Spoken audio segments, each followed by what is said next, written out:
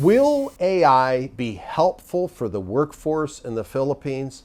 Absolutely. Videos that will make you master speaking and grow your personal brand. AI is artificial intelligence. You've heard about it from, let's go back to George Orwell's first book called 1984, where the machines are taking over. You've also heard about Skynet from the popular Terminator series with Arnold Schwarzenegger. The people who choose to live in the fear, are focused on the negatives of what AI is taking over the world. It's taking over our jobs. Is that true? In part. Partially true, not totally true. What I see is through change equals opportunity. Opportunity for countries like the Philippines in a big way. Why? Because Filipinos are implementers. They're great workers and strategizers, and they can embrace this probably better than any country in the world. How will AI affect education, the workforce, copywriters, video creators, video editors, artists, teachers, and also the ethics of AI? All of that will be impacted. For example, in Italy, ChatGPT, which is the most prolific download in history, of all the downloads in history since the internet was created, it has broken all records combined in one day. It's tremendous impact on the market. And then there's an avalanche, a virtual and digital avalanche of apps that have followed ChatGPT. Midjourney is probably the second most popular, the art program. Italy has outlawed the use of ChatGPT because what it has done to education. It has provided a near-term shortcut for students. Instead of actually sitting down and writing out their essays, they're using ChatGPT. I have an essay on the topic of global warming as an example, which is current and always in front of us. It has given students and teachers a new way to gather information. Is it beneficial? It depends what side you're looking at it. You have to look at all this. With every disruptive change in a marketplace, there are opportunists, there are people that fear it, and there are people that see the positivity. We can go back and trace history and look back at history in different snapshots of time, and computers are going to ruin us. Hence, I mentioned George Orwell's popular book, 1984. Has that happened? Depends how you look at it. I would say no, there's the information age. AI is the greatest evolution. I think it'll change the scope of history unlike anything we've ever seen before. Most people that are futurists, people that predict the future, tend to agree this will disrupt. It's already disrupted. I was a journalist in college. My undergraduate degree is in communication and journalism. What would this have done to the blank page if you embrace something like ChatGPT, which is this platform which most people have heard about first before all the others that have come into play? What has this done? It allows people to overcome that biggest fear of writer's block when they look at a blank piece of paper when we used to have to handwrite our essays. I'm just showing my age with this a little bit. It has now taken away all of the writer block fear, where you can input a topic, which is prompting, and it gives you an output. You're having a conversation with a robot, which enables you to create something intelligent, almost grammatically perfect, and answers questions. Some people think it's going to replace Google. I don't think it's going to happen immediately, but it certainly will take away certain searches that were done with Google in the past that now AI will replace. Google better watch out. Things are going to change. The question people are asking is, well, how do leaders grasp and embrace and implement and utilize AI to their advantage. Leaders embrace change, they don't fear it. That's the best way I'd describe it. They don't fear change, they figure out how to use it to their advantage, how to help grow their staff, how to grow their employees, and lift together. We've all heard the expression, rising tides lift all the boats. Beyond this rising tide that's here, it's not going away. Leaders embrace this change and will figure out ways to best utilize AI in their business. So the question that I get asked a lot, being on the cutting edge of AI, I've produced the very first public seminars on how AI can be used in the business marketplace using just ChatGPT, which I produced. And so here's the big question I get asked with these events, at these events that I produce on AI. What number of jobs? What is the percentage of jobs which will be lost?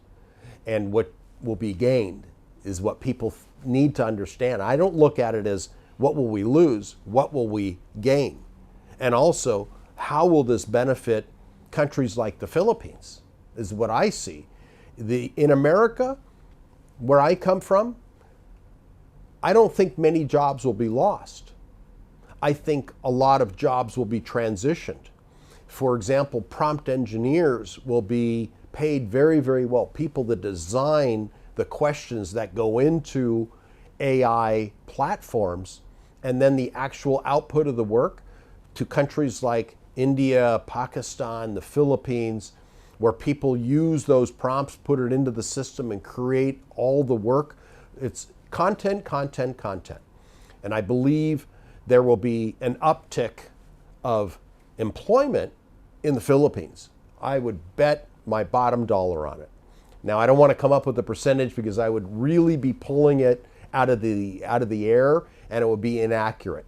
But I'm going to take a leap and a jump forward and say that there's going to be, over the next 2 years, probably a 10%, if not more, increase of employment demand in the Philippines because of what's happened with AI. There's an Asian visual that everybody in Asia and in the West understand. It's called yin and yang. Now, the Chinese have a version, the Japanese and the Koreans have a version, black and white. So the pandemic affected us all in many ways negatively, I would say. But there were positive takeaways from this. And what are the positives for the Filipinos? It forced a lot more remote work environments. It forced and now created a new norm of work in a remote environment. Former employers' call centers, which used to have gatherings of people, were disbanded. It forced many Filipinos to work remotely in their homes. Their employers were setting up Wi-Fi for them, using this, and there are big advancements coming to the Philippines with, I think, Starlink it is, or to expand and improve and legitimize all the Wi-Fi connections for remote workers. This has changed the landscape entirely. It's now ridding the fear of Western employers, people with deep bank accounts, to employ Filipinos and get more output. It also allows Filipinos to live their dreams. Some may want to live on the beaches of Boracay, which was usually let's say a vacation spot for only the wealthy Filipinos and some foreigners. Well, regular Filipinos, let's say the bread and butter people that are working, are now able to take in Western wages, living in their home countries, smiling, eating adobo while working, and being able to utilize the great new infrastructure that's built around them to enjoy a fruitful life. So let me just talk for a second about ChatGPT. What can it do? When I saw it demonstrated to me the very first time in November of 2022, I was blown away. What did it do? We put a prompt, which is a command, into the box, much like Google's search box, the ChatGPT box, and put in, write a 1,000-word article on the topic of LinkedIn marketing in today's times. As an example, that was the very first prompt. And use an easy to follow, understand, and include bullets in this 1,000 word article. Input, boom, hit the input arrow, there's a little arrow in there, and within 5 seconds, I'm not exaggerating, not by 1 second, within 5 seconds, the very first version of ChatGPT output this perfectly written, grammatically perfect, error-free article of 1,000 words on that topic for me. Done, ready to upload.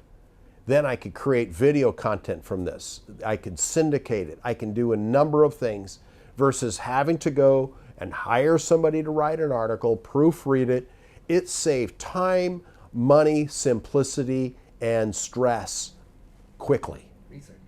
Yeah, it did all the work, and it pulled all the information it had on the topic, the smartest information of all the minds combined, Einstein exponential intelligence. Now, as a follow-up of ChatGPT, there's so many things that it can do, but I want to talk a little bit about an image generator program called Midjourney, which is probably the second most popular AI tool out there.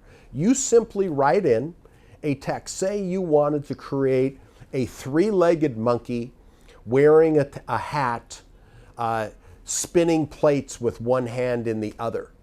No graphic image or photo of that thought is available in the marketplace today. Midjourney can take that creative instruction, that creative prompt that you input into the search, into the bar that then takes in that information, and shortly thereafter, Midjourney will create what you prompted it, what you directed it to do, and create this image of a three-legged monkey wearing a hat, spinning a plate with one of its fingers. And you will have a one-off art piece that has never been created before, so it's copyright free. Nobody can sue you because it was your creativity and you allowed a robot to create it for you, unique to you.